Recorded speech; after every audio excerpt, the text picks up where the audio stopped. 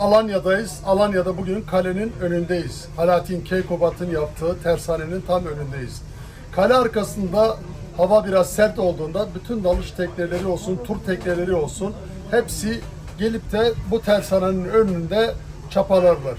Tabii ki burada deniz çayırları Poseidona Oceanica'nın Alanya'daki en büyük popülasyonu bu bölgede.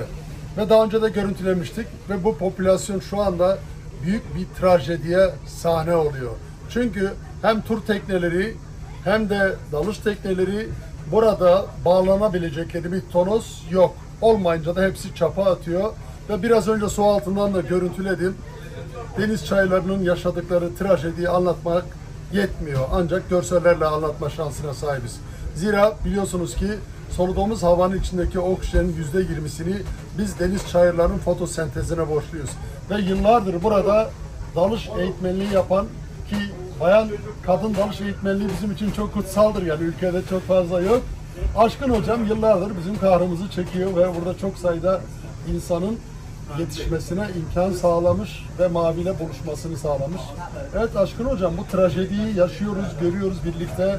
Yani içler acısı bir durum yani. İnanın ben su altında biraz önce görüntülerken yani ne diyeceğimi anlayamadım, öyle söyleyeyim. Maalesef. Ne diyeceksin bu konuda? Maalesef hocam, burada yıllardır dediğim gibi dalış yapmaktayız. Buraya mutlaka bir tonoz atılması gerekmekte.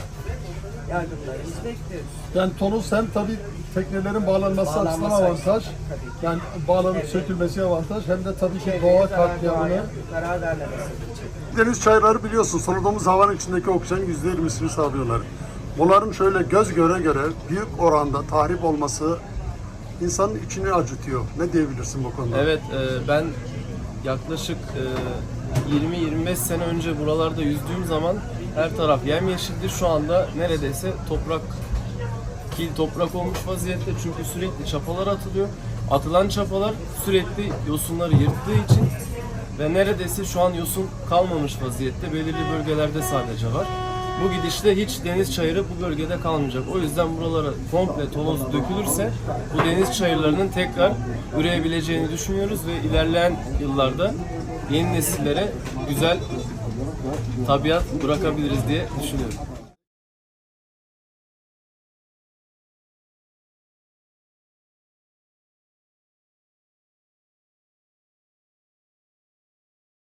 Türkiye'nin balıkçılık, e-ticaret Pazaryeri fishing.com.tr. Fishing'de hayallerini yakala.